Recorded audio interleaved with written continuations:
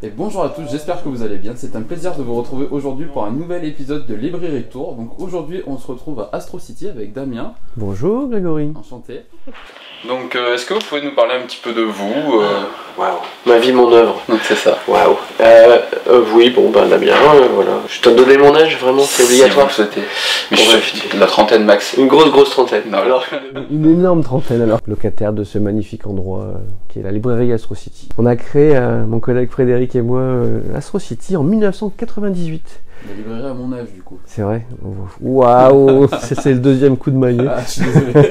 En fait, tous les deux, nous travaillions dans une structure relativement équivalente. Et cette structure a fermé. Donc, comme on était vraiment très propriétaire de notre savoir-faire et qu'on avait les réseaux, qu'on savait tout faire, on s'est dit, hop, on va le faire chacun. Et cette fois-ci, ça sera pour nous. Et donc, on a créé Astro City, qui a ouvert le mardi 1er septembre 1998. Nous sommes maintenant, depuis un peu plus de 10 ans, au 74 rue de l'Hôpital Militaire. C'est une petite rue perpendiculaire à la rue Nationale, pas très loin du Printemps, pour citer des grosses enseignes et des beaux points de repère. On est à 300 mètres de la Grande Place de Lille. On va parler un petit peu de votre parcours scolaire et professionnel. D'accord. Que les gens puissent un petit peu situer comment ça s'est passé pour vous. J'ai fait un doc d'administration économique et sociale qui était très théorique mais très intéressant. J'ai enquillé sur une formation au transport international, donc là la logistique, c'était vraiment ça, c'était prémonitoire de ce que j'allais devenir après. Et je suis devenu libraire en 89, voilà. Okay.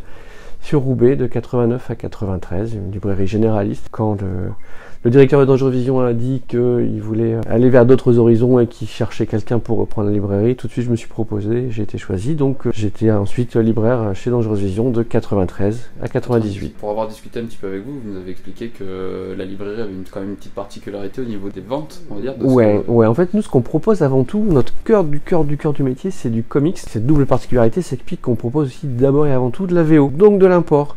D'où la nécessité d'une chaîne logistique à toute épreuve. Et au niveau des retours, ça doit être quand même relativement différent du système français. On multiplie, ouais c'est ça, voilà. Ouais. Et puis on fait tout en double, sachant que le système américain, les retours sont nuls. Nul. Voilà, c'est que du ferme. Quand on travaille avec les anglo-saxons, c'est que du ferme. On va passer à la partie où vous nous parlez un petit peu de la classification de la librairie, comment vous avez décidé de l'agencer. Okay. Ce qu'on a essayé de faire au démarrage, c'est comme ça, une structure un peu longitudinale, c'est de le séparer en deux parties bien distinctes. Bien sûr le livre, les comics, mais aussi les produits d'arrivée. Les Américains ont tendance à travailler en transversal. Ils font pas un bouquin tout seul.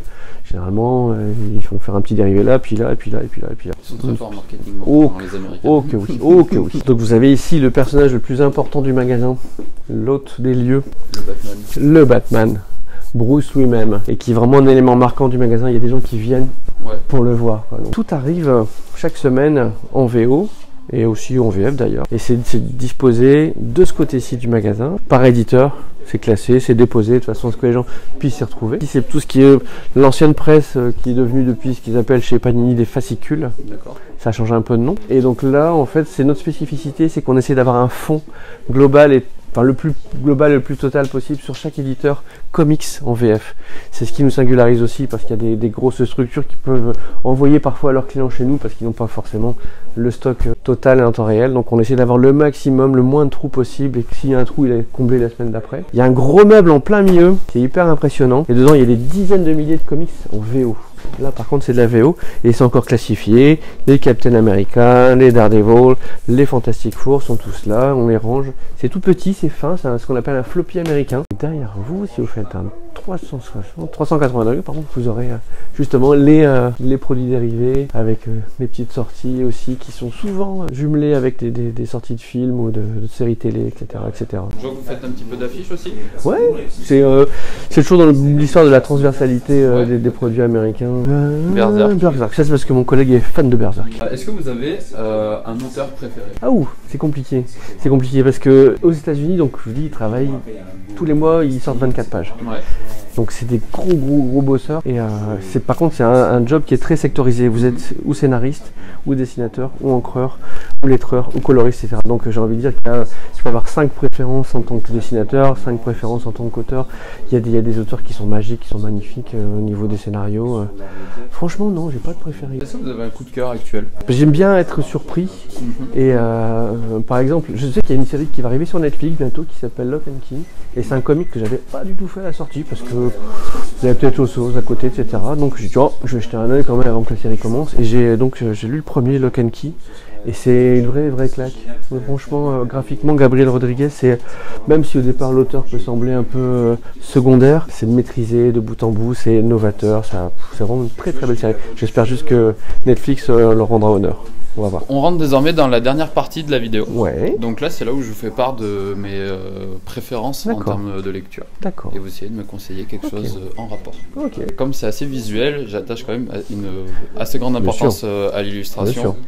Et du coup, si jamais vous avez quelque chose à me conseiller un petit peu dans l'esprit de Jim Lee, en termes de dessin, je suis plutôt preneur. D'accord. Parce que vraiment, ça a été un coup de cœur graphiquement parlant. En termes d'histoire, plutôt partir sur un one-shot quand même, je pense. Parce que j'ai pas spécialement pour projet de passer dans une série. Ok, là je pense à 2 titres que perso j'adore. Avant de vous les montrer, je vais juste vous faire les pitchs rapidement. Vas-y, y a pas de problème. Allez-y. Le premier, le Red Sun, en fait, c'est l'histoire, ça démarre comme l'histoire classique de Superman avec Krypton qui est en passe d'être détruite. Donc le père de Superman qui le met, Jor-El qui met Superman bébé Kal-El dans la fusée pour le faire partir vers la Terre, ça c'est classique. Sauf que dans cette version-là de l'histoire, il y a une espèce de champ d'astéroïdes comme ça. Et donc en fait, la fusée doit faire un petit détour avant d'arriver sur Terre. Mais pendant ce temps-là, la Terre fait une demi-révolution.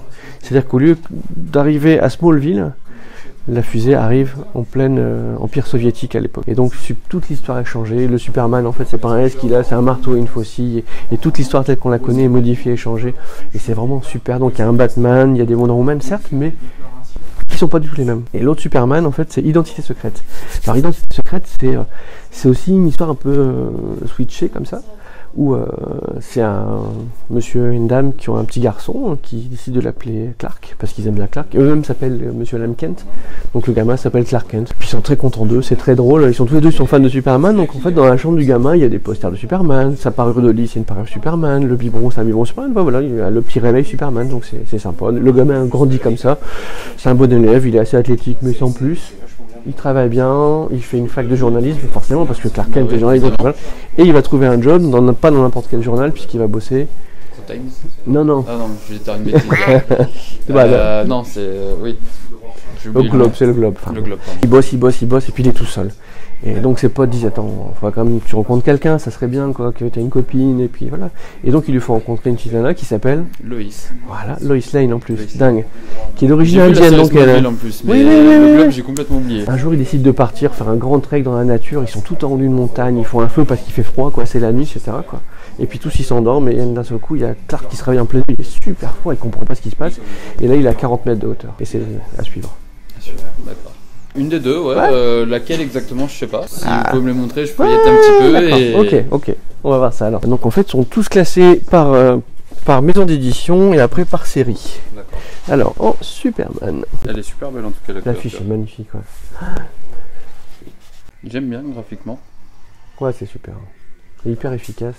Déjà, j'adore le rouge et comme c'est autour de l'URSS, tout ça, fatalement, voilà, ils ont choisi. On est bien servi. Très bien. Identité secrète. C'est assez particulier quand même au niveau du dessin. Ça doit être poétique et très lent et c'est beaucoup de narration en derrière. Il n'y a pas tant de bulles que ça, quoi. Donc sur les bons conseils de Damien, je vais donc partir sur le volume du coup Superman Red Sun. Merci à tous d'avoir regardé la vidéo jusqu'à maintenant. Un grand merci à Damien encore une fois d'avoir accepté de nous recevoir ici et de participer à l'interview. Qu'est-ce qu'on peut vous souhaiter pour la suite? Ça fait 21 ans, bientôt 22 ans qu'on est ouvert, on devrait qu'on est à la moitié, quoi. Il n'y a plus que 22 à faire. Plus que 22 à faire. En tout cas, moi j'aurais une petite cinquantaine à l'époque, parce que là j'ai une grosse trentaine, donc d'ici 20 ans. En tout cas, je vous remercie vraiment du fond du cœur. Merci. J'ai adoré faire une vidéo avec vous. C'était cool. Donc une bonne continuation, que la gestion des comics VO se passe toujours aussi bien. Ouf, merci. Que l'année 2020 soit riche en tout ce que vous voulez. Ah oui, oh oui. Plein d'événements, plein de dédicaces. Merci à vous, merci Grégory. Beaucoup. Ciao, ciao. À bientôt.